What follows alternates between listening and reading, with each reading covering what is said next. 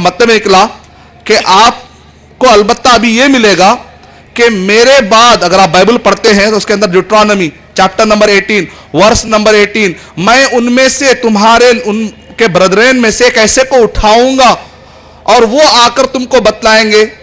और कहा कि कई ऐसी चीजें, ईसा अलैहिस्सलाम भी कहते थे, कई ऐसी चीजें हैं जो मैं तुम्हें नहीं समझा सकता, मेरे बाद एक आएगा, gospel of John chapter number 14 verse number 15, 16 और 17, कि वो एक कंफर्टर आएगा, एक फारकलीत आएगा, वो आकर तुमको और बातें बतलाएगा। यानी पेशन गोई करके जा रहे हैं। अगर आप फारकलीत का तर्जमा करेंगे पैराक्लिटोस, तो मोहम्मद सल्लल्लाहु अलैहि वसल्लम हिक्को ममित तकिम वे कुल्लो मुहम्मदिन ज़ेहुदे व ज़हरे बैना जेरूसलम। अगर हम ईसाइयों की, चाहे वो ओल्ड टेस्टामेंट हो चाहे न्यू टेस्टामेंट, तो उसके अंदर यह बताया जा रहा है कि तुमको अगर कामयाब होना है तो एक मोहम्मद सल्लल्लाहु अलैहि वसल्लम आएंगे, तुमको अगर उनको फॉलो करेंगे तो तुमको जन्नत मिलेगी, तुमको नजात मिलेगी। ये वर्ड आ रहा उल्टा भी। और अगर हम ये कहें कि ईसा अलैहिस्सलातु वस्सलाम तुम्हारे गुनाहों के लिए आए, अगर कोई आदमी ये अकीदा रखता है तो उसको जन्नत मिलेगी, तुम्हारे गुनाहों के लिए उन्होंने अपनी जान दे दी। तो सवाल यह कि ईसा अलैहिस्सलातु वस्सलाम के आने से पहले लोगों को तो ईसा अलैहिस्सलाम के बारे में मालूम ही नहीं था, तो फिर उनकी जन्नत का क्या होगा, उनकी नजात का क्या होगा। और भविष्य पुराना, भविष्य का मतलब होता है मुस्तकबिल, फ्यूचर। भविष्य पुराना में फ्यूचर के बारे में लिखा हुआ है कि महामदा अथिक्यात अब्दुल्ला अडियार, जो कि एक बहुत बड़े प्रीस्ट थे, पुजारी थे, उन्होंने इस्लाम कबूल किया। लोगों ने पूछा कि आप तमिलनाडु के इतने बड़े पुजारी हैं, आपने इस्लाम कबूल क्यों किया?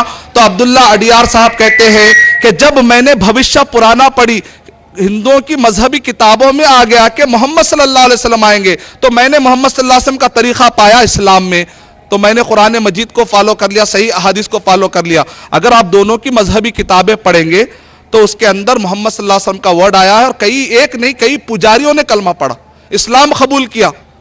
बल्कि कई, इस्लाम टोरमेडा जो कि 833 में उनकी किताब है, अर्रद्दुल अरीब तोहफतुल अरीब फिर रद्दी अला अहल सलीब, ये किताब आज भी मार्केट में अवेलेबल है।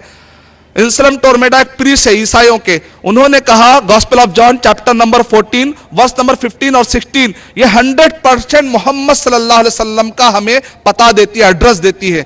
इसी तरीके से बिंजामिन दाऊद, जो इस सदी में उन्होंने कलमा पढ़ा, जो बहुत बड़े पीएचडी स्कॉलर हैं ईसाइयों के, उनकी किताब भी है मोहम्मद सल्लल्लाहु अलैहि वसल्लम, ओल्ड टेस्टामेंट और न्यू टेस्टामेंट के अंदर। दाऊद बिंजामिन, इस किताब के अंदर भी उन्होंने कहा मैंने पीएचडी की यह साबित करने के लिए कि बाइबल में मोहम्मद सल्लल्लाहु अलैहि वसल्लम का वर्ड नहीं आया, लेकिन पीएचडी मुकम्मल होने से पहले पहले उन्होंने कह दिया कि मैं मानने पर कि कुरान बाइबल में इतने मरतबा मोहम्मद सल्लल्लाहु अलैहि वसल्लम का जिक्र आया, इतने मरतबा जिक्र आया कि आखिरी में उन्होंने कहा ला इलाहा इल्लल्लाह मुहम्मदुर रसूलुल्लाह, इस्लाम कबूल कर लिया। तो मैं आपको पढ़ंतु लोगों की बात पेश कर रहा हूं, जो पढ़े लिखे लोग हैं उनकी बात पेश कर रहा हूं। एक तरफ अब्दुल्ला अडियार, इस्लाम टोरमेडा, डेविड बेंजामिन, जब उन्होंने किताबें पढ़ी तो मैंने कहा कि हक को मालूम करने के लिए सबसे बेस्ट तरीका है कि आप खुद किताबें खुद पढ़िए। कुरान में तो मिलेगा ही मिलेगा आपको सही रास्ता, वमन यब्तगी गैर, कुरान दुनिया की सच्ची किताब है और इसके अंदर कोई चीज करप्ट नहीं है, उसके अंदर कोई चेंजेस नहीं है, इसको तो सब मानते हैं। जबकि बाइबल के अंदर, बाइबल के प्रीफेस में लिखा हुआ है कि बाइबल के अंदर काफी चेंजेस आ चुके हैं। खुद प्रीफेस के अंदर KJV, RSV, revise standard version, अगर आप जाके पढ़ेंगे तो उसका प्रीफेस में अगर आप जाकर देखेंगे तो उसमें खुद लिखा हुआ है कि KJV वर्जन को हम फॉलो करते हैं, लेकिन उसके अंदर बहुत सारे कमजोरियां पाई जाती हैं। यानी आपको बहुत ही मैं मैसेज इसलिए क्लियर दे रहा हूं ताकि हम किसी को भी रहनुमाई करें तो मुकम्मल रहनुमाई करें, किसी को भी बताए रास्ता तो सही रास्ता बताए। आपके सवाल की वजह से हमारे बहुत सारे भाइयों का रिसर्च इंशाल्लाह और डेवलप होगा, मुझे उम्मीद है इंशाल्लाह। और भाई आगे आएंगे, इस पर हम आपकी इज्जत करते हैं, एहतराम करते हैं कि स्क्रिप्चर्स के एतबार से अगर देखा जाए तो मोहम्मद सल्लल्लाहु अलैहि वसल्लम ने जो रास्ता बतलाया है वो रास्ता महफूज भी है, सिक्योर भी है, क्लियर भी है। कुरान और सही हदीस बगैर किसी तब्दीली के साथ आज हमारे दरमियान मौजूद है। दुनिया में कोई भी मजहबी किताब सिक्योरिटी होने का, क्लैरिटी का और हर चीज के अंदर चेंज नहीं हुई कहकर ऐसा कोई भी दावा नहीं है, जबकि कुरान मजीद को याद भी करके महफूज कर दिया गया है, लिखकर भी महफूज कर दिया गया है। अगर आप इस्तांबुल, ताशकंद और इंग्लैंड यहाँ के आप कुरान जो उस्मान रज़ी अल्लाह तआला के ज़माने में कुरान मजीद लिखा गया था उसको और कुरान मजीद को ले जाकर देखेंगे आज का, तो दोनों में कोई भी तब्दीली नहीं है। तो जो सिक्योर बुक है वो आपको ज़्यादा क्लैरिटी के साथ रास्ता बता सकती है। ये बातें अटैक करने के लिए मैं आपको नहीं बता रहा हूँ, मैं शेयर करना चाह रहा हूँ। मकसद मेरा है कि हमदर्दी करूँ मेरे गैर मुस्लिम भाइयों के साथ कि अगर मैं जन्नत में जाता हूँ इस्लाम समझकर, तो मेरी जिम्मेदारी है कि मैं सेल्फिश ना बनूँ, शेयर करूँ। यही मकसद से मैंने आपके सामने बातें रखी हैं। उम्मीद कि आपका जवाब मुकम्मल हो। चलो, मैं ये पूछना चाहता था कि हम लोग भी अपने हिंदू भाइयों से बातें करते हैं इस्लाम, तो कुछ लोग इस तरीके से सवाल करते हैं कि भाई ये मूर्ति जो हम रखते हैं ये ध्यान लगाने के लिए रखते हैं और कोई मकसद नहीं है इसका, हम भी एक ही ईश्वर को मानते हैं और मूर्ति सिर्फ ध्यान लगाने के लिए रखते हैं। तो आपसे मैं इसकी डिटेल जानना चाहता हूँ। दूसरा, कुछ लोग ये बताते हैं कि भाई हम लोग सबसे, भाई ये मज़हब जो है ना, इंसानियत का मज़हब ही सबसे बड़ा मज़हब है और कोई मज़हब नहीं है, इस तरीके से। तो जरा इसके बारे में आप डिटेल बताइए। बहुत अच्छा भाई ने सवाल किया है। हमारे मुस्लिम भाइयों की जिम्मेदारी है कि अपने गैर मुस्लिम भाइयों का ख्याल रखें, कोई जहन्नम में जाने ना पाए। ये हमेशा जज्बा रहना चाहिए। भाई कहते हैं कि हमने कई गैर मुस्लिम को समझाया कि आप लोग ये बुतों की पूजा क्यों करते हैं, तो वो कहते हैं भाई हमारा ज्ञान या ध्यान लगाने के लिए यानी कॉन्सेंट्रेशन के लिए हम लगाते हैं। तो ऐसे वक्त पर आप उनको कह सकते हैं कि सबसे ज्यादा ध्यान आपको अपने पहले मजहबी किताबों में देना चाहिए। सबसे ज्यादा ध्यान आपको किस पर देना चाहिए? आपकी मजहबी किताबों पर आपको ध्यान देना चाहिए। आपकी मजहबी किताब के अंदर यह बताया जा रहा है न तस्य प्रतिमा अस्ति, कि उसकी जो प्रतिमा हो ही नहीं सकती। अंधन तमा प्रविशंति असंभूति मुपासते, कि अंधेरे में है वो जो 5 भूतों की पूजा करता है। आसमान, जमीन, आग, हवा, पानी। ततो भोया इवते, उससे भी ज्यादा अंधेरे में वो है। ततो भोया इवते तमोया उसंभूता रता, जो उसंभूत की पूजा करता है, यानी अपने ही बनाए हुए। मैंने अगर मान लीजिए टेबल बनाया, मैंने अगर चेयर बनाई और मैं उसकी अगर पूजा करता हूं, तो वेदों के हिसाब से ऋग्वेद बुक नंबर 1 उसकी हिम नंबर 164 और उसका हिम नंबर 164 उसकी वर्ष नंबर 46, और इसी तरीके से यजुर्वेद चैप्टर नंबर 40 उसकी वर्ष नंबर 8 और 9, यजुर्वेद चैप्टर नंबर 30 उसकी वर्ष नंबर 3 में क्लियर बताया गया कि बुतों की पूजा नहीं करनी चाहिए। तो आप पहले उनको बताएं कि आपकी किताबों के अंदर बुतों का जिक्र ही नहीं है, तो आप ध्यान ऐसी चीज से क्यों लगा रहे हैं जो आपके किताबों के खिलाफ जाता है? क्या कोई मुसलमान कुरान मजीद के खिलाफ जाकर अल्लाह की बात कर सकता है? नहीं। तो इसी तरीके से क्या कोई हिंदू किताबों के खिलाफ जाकर ऊपर वाले की बात कर सकता है? नहीं कर सकता। तो ध्यान लगाने के लिए, कंसंट्रेशन के लिए आप कुरान, आपके वेदों और किताबों के खिलाफ आप नहीं जा सकते। तो आप उनको यह बात बताइए। तो इस तरीके से वो लोग कहते हैं सब धर्म की कोई बात नहीं करनी चाहिए, सिर्फ इंसानियत की बात करना चाहिए। बहुत अच्छा पॉइंट है। आप कहते हैं धर्म ही कर्म है, कर्म ही धर्म है, कहते हैं यानी भाई पूरे के पूरे अच्छे अखलाक ही धर्म है। अच्छे अखलाक से रहना, इंसान के काम आना, ह्यूमैनिटी, ये सबसे बड़ा रिलीजन है। हमको इंसानियत पर गुफ्तगू करना चाहिए, रिलीजन के बारे में गुफ्तगू करना नहीं चाहिए। तो उसका जवाब आप ये दीजिए कि सबसे बड़ी इंसानियत ये है। इंसानियत को मानो कह रहे हैं ना वो लोग, ह्यूमैनिटी को मानो कह रहे हैं। सबसे बड़ी इंसानियत ये है कि आदमी अपने पैदा करने वाले का हक ना भूले। सबसे बड़ी इंसानियत ये है कि आदमी अपने पैदा करने वाले को जाने, वरना बोले अरे कैसा इंसान है अपने पैदा करने वाले को ही भूल गया।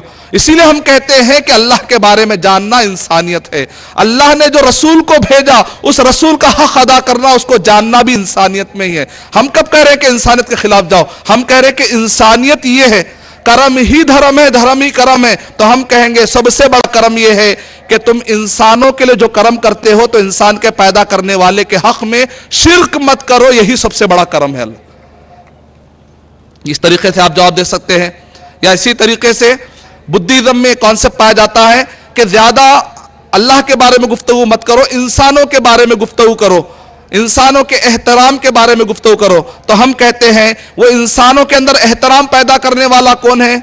अल्लाह सुब्हानहू व तआला। पहले उसका तारुफ पैदा करो, उसके जरिए से मदद मांगो, तो एहतराम इंसानों के दिलों में आएगा। नबी अकरम सल्लल्लाहु अलैहि वसल्लम को अल्लाह ताला ने इरशाद फरमाया, लौ अनफक़्त मा फिल अर्ज़ि जमिया, नबी अकरम सल्लल्लाहु अलैहि वसल्लम अगर पूरा जमीन भर के भी सोना आप खैरात कर देते, मा अल्लफ़्त बैन क़ुलूबिहिम, तो लोगों में आप हमदर्दी नहीं डाल सकते। किसी के अंदर ये ताकत नहीं है कि मैं इंसानियत कहकर पूरों को अगर मैं उसको उसके दिल में अगर उल्फत डालना चाहूं, पूरों के दिल में उल्फत नहीं डाल सकता हूं। एक रास्ता ये है कि अल्लाह को मैं पहचानूंगा तो अल्लाह ताला पूरे इंसानों में उल्फत डाल देना अल्लाह के लिए बहुत आसान है, क्योंकि अल्लाह का मामला है कुन फयकुन। तो पावरफुल अल्लाह सुब्हानो व तआला को पहचाने बगैर इंसानियत में उल्फत बांटने का काम नहीं हो सकता, क्योंकि उल्फत पैदा करने वाला अल्लाह सुब्हानो व तआला है, उसके अंदर ताकत है कि इंसानों में उल्फत डाले। ये 3-4 पॉइंट से इंशाअल्लाह मुझे उम्मीद है कि आप बेहतरीन तरीके से जवाब दे ले सकते हैं। उम्मीद कि आपका जवाब मुकम्मल। अस्सलाम वालेकुम जी, मेरा सवाल ये था कि हमारे इंडियन गवर्नमेंट के हिसाब से जॉब ख़त्म होने के बाद में रिटायरमेंट के टाइम पे पीएफ मिलता है, प्रोविडेंट फंड, उसके अंदर भी इंटरेस्ट मिला रहता है, तो क्या वो हमारे लिए जायज़ है? वालेकुम अस्सलाम वरहमतुल्लाहि वबरकातुहू। बहन ने सूद से रिलेट करते हुए सवाल को बना लिया, यानी सवाल किया, क्योंकि सूद का वर्ड मैंने इस्तेमाल किया तो बहन ने सवाल क्या ताकि समझ में चाहे, तो इंशाल्लाह ये टॉपिक से रिलेट हो गया। इंशाल्लाह मुझे उम्मीद है कि हमारे कोऑर्डिनेटर जवाब इजाज़त देंगे। तो बहन ने कहा कि रिटायरमेंट के बाद जो प्रोविडेंट फंड के नाम पर हुकूमत से हमें मिलता है तो वो सूद नहीं होता, उसके अंदर सूद आ जा सकता है, वो पूरा सूद नहीं होता। तो बहन पहले कॉन्सेप्ट अच्छी तरह से समझ जाइए आप। इंडिया के गवर्नमेंट से पेंशनर्स को रिटायरमेंट के बाद जो कुछ भी मिलता है उसको प्रोविडेंट फंड कहा जाता है, और ये उसकी तनख्वाहों में से जो काट काट कर जमा किया जाता है वो भी होता है। और बास कंपनियों में ये होता है कि हम अपनी तरफ से कंपनी भी कुछ तोहफा देगी, क्योंकि आपने काम किया, पैसों की बुनियाद पर नहीं, पैसों की बुनियाद पर देंगे तो सूद हो जाएगा। फिर क्योंकि आपने काम किया है तो आपके काटने के अलावा अलग से भी तोहफा देगी। तो ये सारे चीजें जिस उसके अंदर जो सूद ही आ जाता है, मान लीजिए वो जमा होने के से बैंक में जमा हुआ है तो मान लीजिए उस पर जो सूद आया है उसको अलग कर देना चाहिए। आप जो ऑफिसर आपके पास होता है, ऑफिस का जो अकाउंटेंट होता है, वो आपको अच्छी तरीके से बतला देता है कि इसमें आपका असली माल कौन सा है, इसका सूद का माल कौन सा है। तो जिस में भी पूरा माल सूद का नहीं होता है उसमें सूद का माल आता है, तो जो उसमें सूद का माल आता है यकीनन आप उसको अपने लाइफ में इस्तेमाल नहीं कर सकते, उसको अलग कर देना चाहिए। उम्मीद कि आपका जवाब मुकम्मल हो। मेरा नाम चमनलाल प्रभुलाल मकवाना है। मेरा सवाल यही है कि हमारा धर्म में जो आप वेद की बात करता है वो हमारा लगभग 95% हिंदुओं को मालूम भी नहीं है कि ये बुक हमारा धर्म में तो अहम है, सबसे ऊंची है, लेकिन दूसरी बुक पढ़ते हैं सब लोग। એટલે हमारा धर्म मौलवियों जो है वो बरोबर बताते नहीं है, इसलिए हम कंफ्यूज हो जाते हैं। ये सवाल है मेरा। सवाल क्या है आपका उसमें?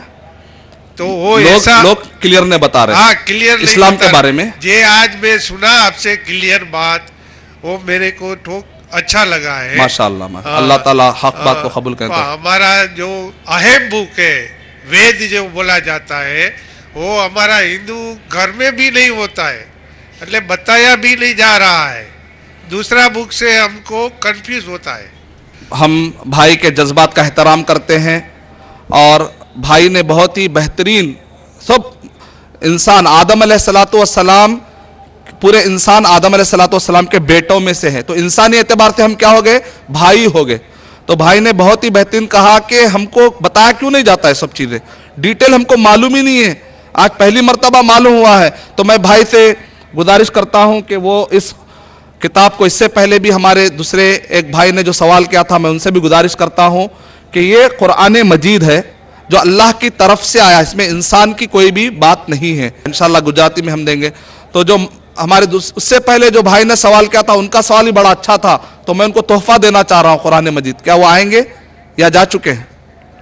और ऐसे जितने भी हमारे यहाँ पर गैर मुस्लिम भाई और बहनें हैं, नेपाल में माशाल्लाह ये बयान सुनने के बाद नेपाल के 84 गैर मुस्लिम हिंदू और क्रिश्चियन और भाई और बहनों ने आकर 84 मेरे हाथ से उन्होंने कुरान मजीद लिया और माशाल्लाह उन्होंने पढ़ा और उसके बाद उस पर उन्होंने अमल भी किया।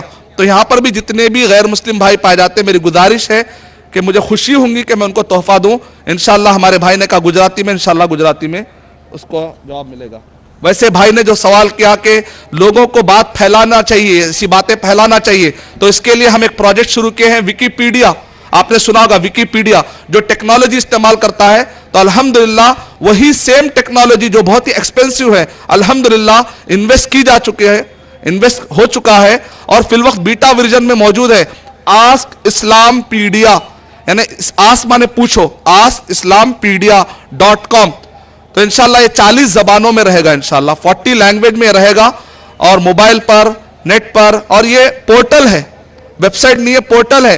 तो ऐसे जितने भी हमारे गैर मुस्लिम भाई हैं जो तड़प रहे हैं दुनिया में, इंशाल्लाह अगर कोई मुसलमान जाकर नहीं भी बताएगा तो आज फिंगर टिप का जमाना, नेट का जमाना, कई हमारे गैर मुस्लिम भाई इस्लाम के बारे में पढ़ते हैं।